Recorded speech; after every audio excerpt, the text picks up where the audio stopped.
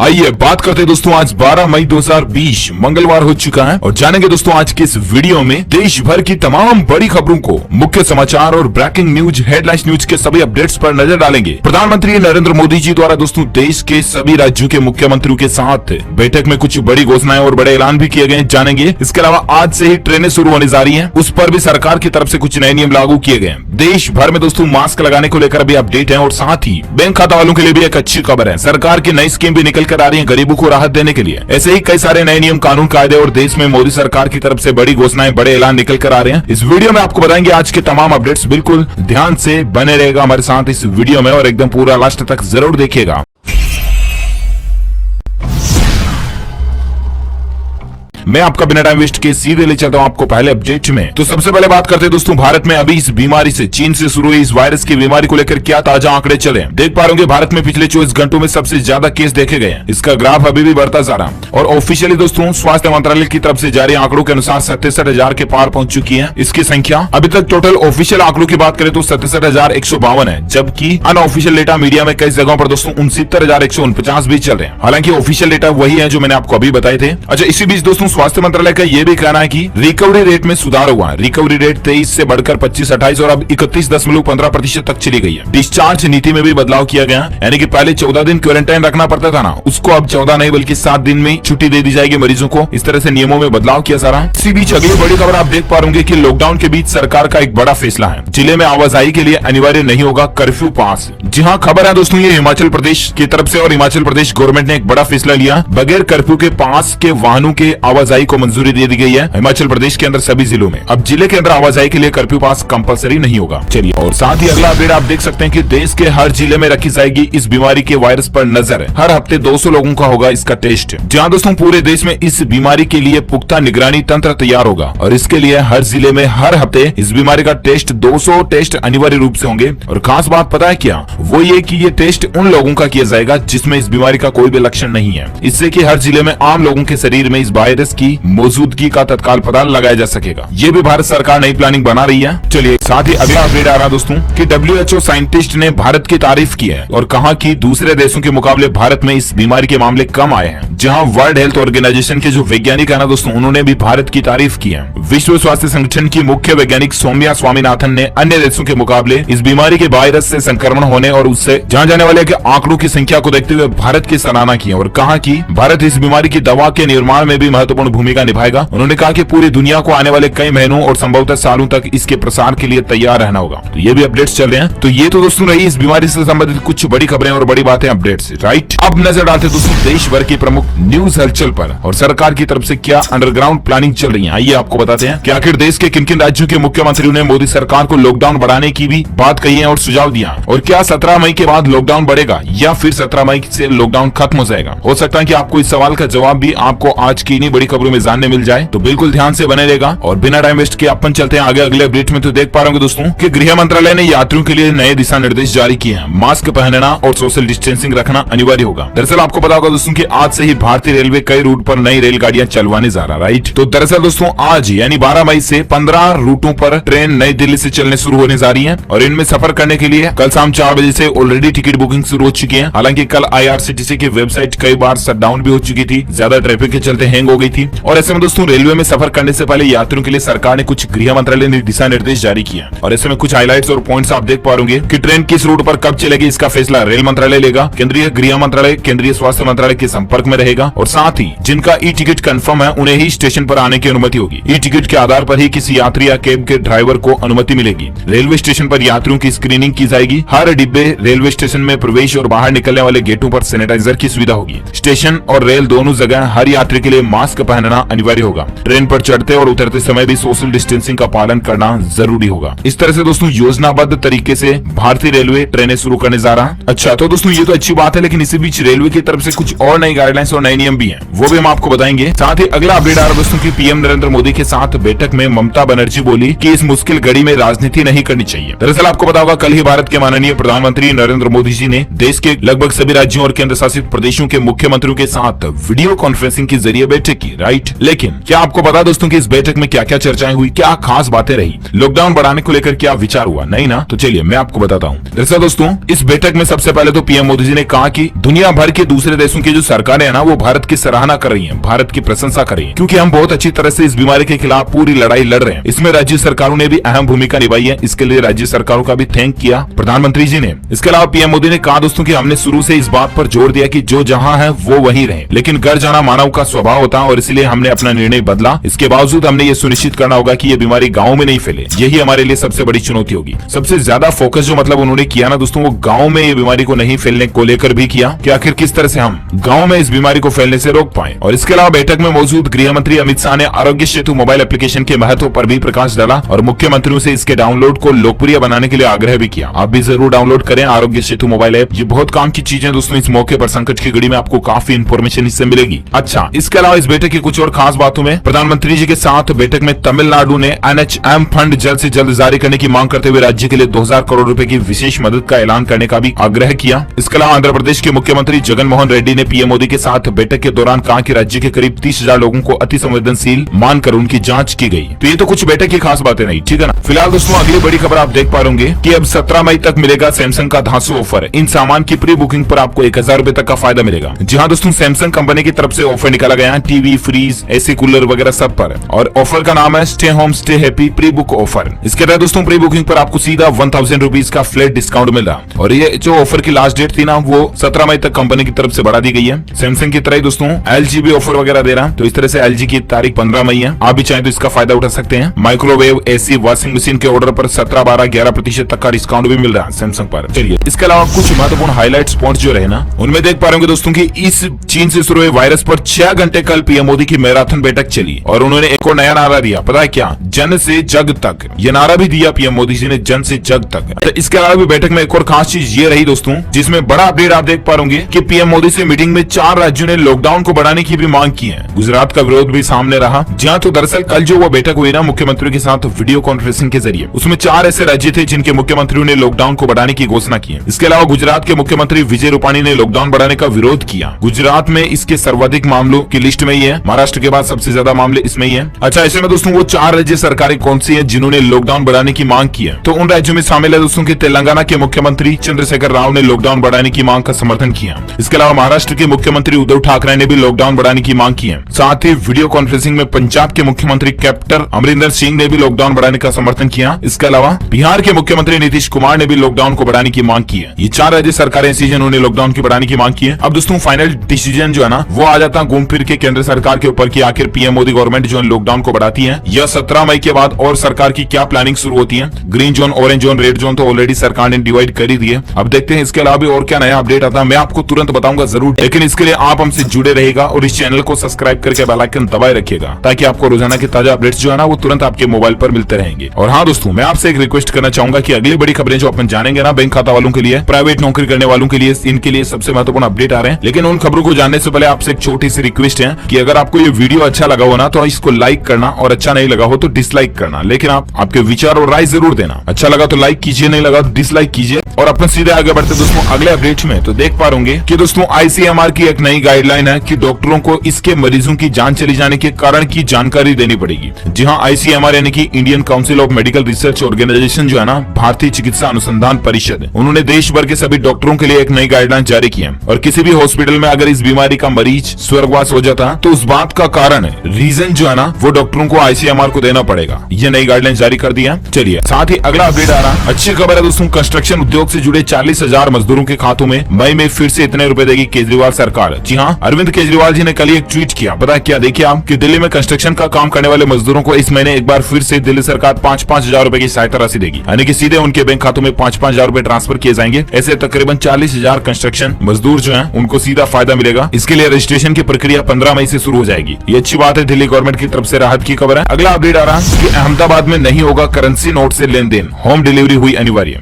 जहां गुजरात के अहमदाबाद जिले में दोस्तों नोटों से अगले आदेश तक किसी भी तरह का लेन देन नहीं हो सकेगा। स्थानीय प्रशासन ने इस बीमारी के वायरस की रोकथाम के लिए एक बड़ा कदम उठाया है। अब पूरे जिले में केवल डिजिटल लेन देन ही होगा। होम डिलीवरी को मैंडेटरी कर दिया गया है। पूरे जिले में फिलहाल 5818 लोग इस बीमारी से संक्रमित है। जरा देखिए हालात कितने गंभीर चल रहे हैं गुजरात अहमदाबाद के। तो ये दोस्तों गुजरात अहमदाबाद प्रशासन की तरफ से अच्छा नियम बनाया गया और आप भी दोस्तों जितना हो सके डिजिटल तरीके से ही लेन देन करें। आजकल तो वैसे भी बहुत सारे ऑप्शंस अवेलेबल है हमारे पास, पेटीएम, फोन पे, भीम, गूगल पे वगैरह वगैरह, UPI, net banking, online transaction कर सकते हो आप, आरटीजीएस, आईएमपीएस, एनईएफटी के द्वारा भी। आरबीआई ने भी कई सारी चीजों पर सुविधाएं फ्री कर दी है, तो इनका इस्तेमाल कीजिए, आप उपयोग लाभ उठाइए फ्री में और डिजिटल इंडिया को अपनाइए। ज्यादा बेहतर होगा दोस्तों के बजाय आप नोटों से लेन देन करोगे तो इससे संक्रमण का खतरा भी ज्यादा बढ़ जाता है। चलिए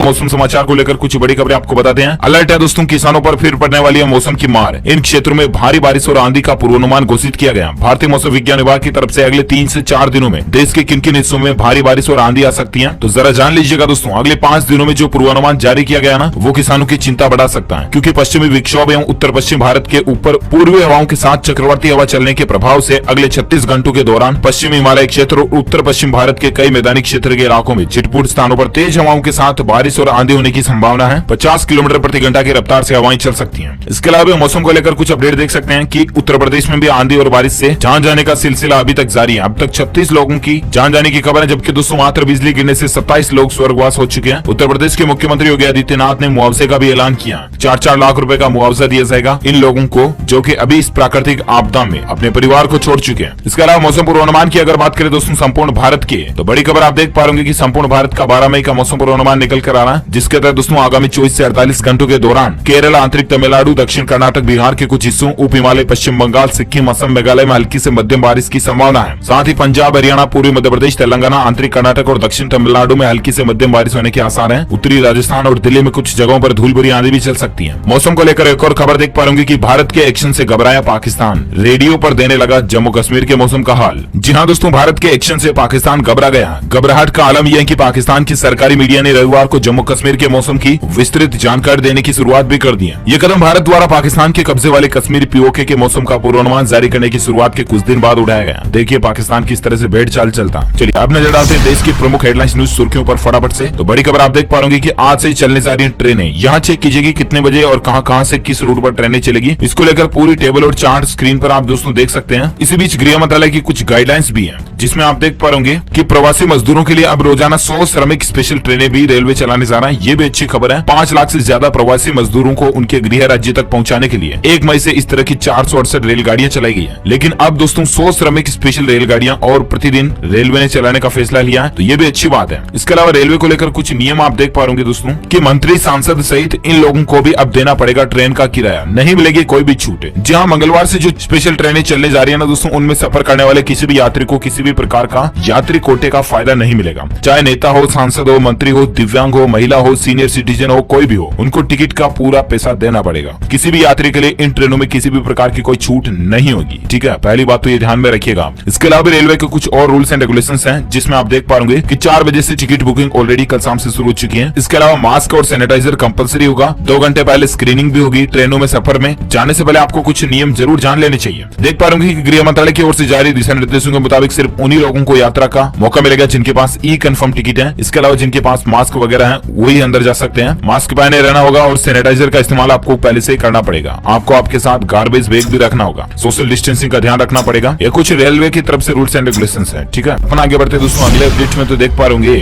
कि वीडियो कॉन्फ्रेंस करने से पहले ध्यान से आपको कुछ शर्तें चेक कर लेनी चाहिए। ट्राई ने कुछ एडवाइजरी जारी की है। जी हाँ, ट्राई जो है ना दोस्तों, जो कि telecom regulatory authority of India जो है, उसने दोस्तों वीडियो कॉन्फ्रेंसिंग को लेकर कुछ नई गाइडलाइंस जारी की है। बच्चों की क्लासेस से लेकर ऑफिस की मीटिंग तक सब कुछ वीडियो कॉन्फ्रेंसिंग के जरिए हो रहा है आजकल, क्योंकि लॉकडाउन है ऑलरेडी। और इसी बीच कई लोगों के पैसे कटने की शिकायत है। तो इसमें दोस्तों ट्राई ने इस संबंध में क्या कहा पता है? हाल ही में कुछ लोगों ने वीडियो कॉलिंग और ऑनलाइन ऑडियो कॉलिंग को लेकर शिकायत की थी कि उन्होंने कहा कि कॉलिंग के बाद उन्हें भारी भरकम रकम अदा करनी पड़ी है। शिकायत के बाद ट्राई ने अपनी एडवाइजरी में कहा कि किसी भी ऑनलाइन वीडियो या ऑडियो कॉल को ज्वाइन करने से पहले उसकी शर्तों और शुल्क के बारे में जानकारी प्राप्त करें, क्योंकि कई सारे जो वीडियो कॉलिंग के एप्लीकेशन जो होते हैं ना, वो आपकी मोबाइल के सिम कार्ड का बैलेंस भी यूज कर लेते हैं, और इसीलिए उनकी टर्म्स कंडीशन गाइडलाइन को आप पढ़ें, उसके बाद ही इस्तेमाल करें तो ज्यादा बेहतर होगा। चलिए साथ ही अगला अपडेट आ रहा दोस्तों की भारत भारत जल्द ही इस बीमारी के वायरस की जंग को जीत लेगा, क्योंकि एक अच्छी राहत की खबर है ये दोस्तों की एक एनालिसिस सर्वे में सामने आई बात की केवल 5% भारत में ऐसे केस हैं जिनमें गंभीर लक्षण दिखाई दे रहे हैं। बाकी 95% जो है वो नॉर्मल केसेज है, वो ठीक भी हो जाएंगे जल्दी। हम सभी की भी यही भगवान से उम्मीद और मनोकामना है कि सब लोग ठीक हो जाएं जल्दी से और इसका टीका बन जाए, तो यही ज्यादा बेहतर होगा। अगर आप भी यही चाहते हैं दोस्तों तो कमेंट बॉक्स में आपके 2 शब्द जरूर लिखिएगा और साथ ही इसी बात पर एक लाइक जरूर कीजिएगा। फटाफट से लाइक कर दीजिए। और साथ ही अगला अपडेट आना कि राज्यों को केंद्र सरकार का निर्देश है दोस्तों कि सड़कों और रेलवे ट्रैक पर पैदल न चले मजदूर।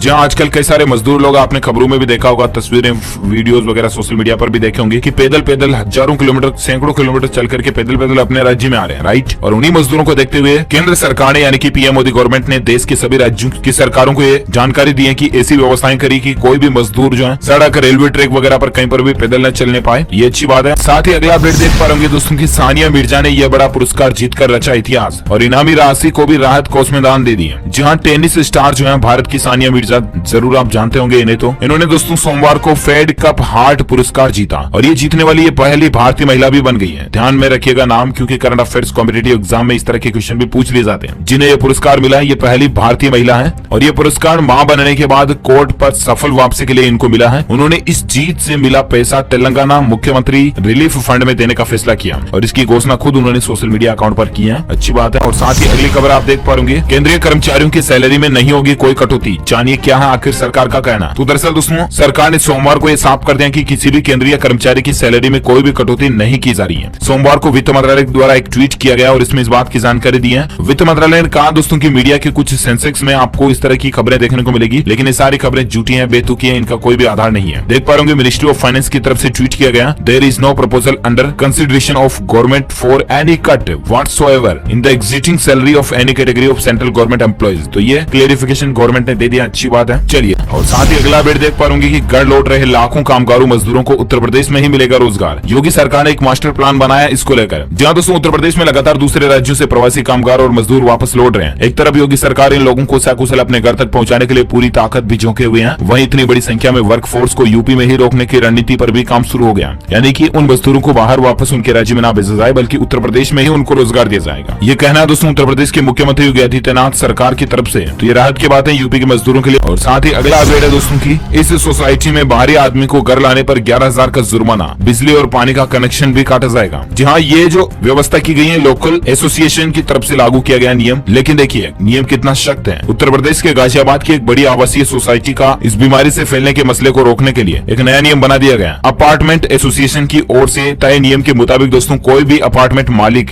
यदि किसी भी बाहरी व्यक्ति को अपने यहाँ रखेगा तो उसे 11,000 का जुर्माना देना पड़ेगा। इसके अलावा जुर्माने की राशि देने तक उस अपार्टमेंट का बिजली पानी कनेक्शन काट दिया जाएगा। शुक्रवार को राजनगर एक्सटेंशन की रिवर हाइट्स फेज 1 के निवासियों को सुबह सुबह ये नोटिस भी मिला। अब ये नोटिस चर्चा का विषय भी बना हुआ है, ये देख सकते हैं आप। लेकिन अच्छा डिसीजन, अच्छा निर्णय है दोस्तों, क्योंकि इससे संक्रमितों की संख्या कम होगी, फैलना है ना। और साथ ही अगला अपडेट आप देख पाएंगे कि इस बीमारी से संक्रमितों के मामले में तमिलनाडु अब देश में तीसरे स्थान पर आ चुका। तमिलनाडु राज्य के अंदर भी काफी इस तरह के मामले देखे जा रहे हैं। पहले नंबर पर महाराष्ट्र, गुजरात और फिर तीसरे नंबर पर तमिलनाडु आ चुका। और साथ ही अगला अपडेट देख पाएंगे कि 17 मई के बाद शुरू हो जाएंगी फ्लाइट्स, लेकिन ध्यान में रखने होंगे आपको कुछ नियम। बिना आरोग्य एप्लीकेशन के आप सफर नहीं कर पाएंगे, पहली बात तो ये। इसके अलावा छोटी यात्रा में आपको खाना नहीं मिलेगा। 2 घंटे से कम का अगर आप फ्लाइट में सफर करोगे तो आपको खाने की सुविधा नहीं मिलेगी। इसके अलावा आरोग्य सेतु ऐप डाउनलोड करना जरूरी होगा। 17 तारीख से फ्लाइट्स वगैरह चलने जा रही है, आपको पता होगा, ठीक है। और साथ ही अगली खबर देख पाएंगे, एक शोध में इस बात का खुलासा हुआ दोस्तों की अगर आपकी बॉडी में विटामिन डी की कमी है ना तो भी इस बीमारी से जान जाने का खतरा बढ़ जाता है। और इसीलिए बस 5-10 मिनट जरूर आप रोजाना धूप में बैठे तो ये ज्यादा बेहतर होगा आपके लिए, क्योंकि विटामिन डी फ्री में आपको सूर्य देवता से मिलता है ना, तो लीजिए ना, आराम से थाप के खाइए। चलिए, अच्छा अगली खबर देख पा रहे कि मुख्यमंत्री योगी आदित्यनाथ सरकार का निर्देश है कि इस महीने के अंत तक 1 लाख इस बीमारी से संबंधित हॉस्पिटल तैयार किए जाएं। ये बहुत ही अच्छी और बड़ी खबर आप देख पा रहे कि उत्तर प्रदेश के मुख्यमंत्री योगी आदित्यनाथ ने कहा दोस्तों की जिन औद्योगिक इकाइयों का संचालन किया जा रहा ना, उनमें श्रमिकों को कार्य पर जाने के लिए प्रेरित किया जाए और यह भी सुनिश्चित किया जाए कि उद्योगों की इकाइयों के श्रमिकों समेत सभी कामगारों को लॉकडाउन अवधि के मानदेय का भुगतान हो जाए। इसके अलावा 1 लाख हॉस्पिटल बनाने का प्लान भी यूपी गवर्नमेंट की तरफ से किया जा रहा, अच्छी बात है। साथ ही अगली खबर देख पा रहे कि 15 मई को खुलेगा बद्रीनाथ धाम का कपाट, लेकिन भक्तों को एंट्री नहीं मिलेगी। जबकि दोस्तों बद्रीनाथ धाम के मंदिर के कपाट 15 मई को खुलने जा रहे हैं और इसके लिए प्रशासन ने मंदिर के रावल सहित केवल 27 लोगों को वहां जाने की अनुमति दी है। तो ये अपडेट चला बद्रीनाथ मंदिर को लेकर। साथ ही अगला अपडेट देख पाओगे कि बोरिस जॉनसन ने ब्रिटेन में 1 जून तक बढ़ा दिया है लॉकडाउन। कुछ शर्तों के साथ में ढील मिलेगी, लेकिन लॉकडाउन को फिलहाल ब्रिटेन के अंदर 1 जून तक बढ़ा दिया। सभी देशों में, जिन देशों में ये मामले ज्यादा चल रहे हैं ना दोस्तों, उन देशों की सरकारें फिलहाल लॉकडाउन खोलने की बिल्कुल भी प्लानिंग नहीं कर रही है। और ऐसे में हो सकता है कि हमारे भी भारत में लॉकडाउन को बढ़ाया ही जाए। 17 मई के बाद देखते हैं, जो भी निर्णय आएगा मैं आपको जरूर बताऊंगा। अगली खबर देख पा रहे कि इस बीमारी से संकट से अर्थव्यवस्था को बचाने के लिए सऊदी अरब सरकार की तरफ से एक बड़ा फैसला लिया है। टैक्सेस को लेकर एक बड़ा कदम उठाने जा रही है सऊदी अरब गवर्नमेंट, क्योंकि यहाँ की अर्थव्यवस्था को सुधारने के लिए सऊदी अरब ने वैल्यू एडेड टैक्स यानी कि वेट को 3 गुना बढ़ाने का फैसला किया। और इसके साथ ही सरकार ने सरकारी कर्मचारियों को मिलने वाला कॉस्ट ऑफ लिविंग अलाउंस भी रोक दिया। तो अलग अलग देशों की सरकारें अपने अपने लेवल पर किस तरह से तैयारियां कर रही है इस बीमारी से निपटने के लिए और देश वतन को वापस पटरी पर लाने के लिए। फिलहाल अगला अपडेट आप देख पा रहे कि महाराष्ट्र सरकार उठाएगी पैसों की कमी से जूझ रहे प्रवासी कामगारों की यात्रा का खर्च। महाराष्ट्र सरकार ने कहा कि ऐसे कामगार जो कि पैसों की कमी से जूझ रहे हैं और अपने गृह राज्य लौटना चाहते हैं ना, तो उनकी यात्रा का खर्च महाराष्ट्र सरकार खुद वहन करेगी। एक सरकारी आदेश में ये बात कहा गया। अच्छी बात है। चलिए साथ ही अगला अपडेट दोस्तों, यूके SSSC के अंदर 7000 पदों पर भर्ती निकली है। उत्तराखंड में सरकारी नौकरी पाने का मौका है, लेकिन लोकल स्टेट के स्टूडेंट्स ही अप्लाई कर सकते हैं इसके लिए। फिलहाल ऑनलाइन अप्लाई करना, आपको ऑफलाइन कहीं पर भी नहीं जाना। ध्यान रखिएगा कौन कौन अप्लाई कर सकते हैं। तो इसके लिए कुछ एलिजिबिलिटी क्राइटेरिया की जानकारी भी आप स्क्रीन पर देख सकते हैं। अगला अपडेट देख पाएंगे कि छात्रों और टीचर्स के लिए यूजीसी ने जारी किया हेल्पलाइन नंबर, बनाई टास्क फोर्स है, जहां देश भर के स्टूडेंट्स और भाई लोगों के लिए दोस्तों यूजीसी ने यानी कि यूनिवर्सिटी ग्रांट्स कमीशन ने,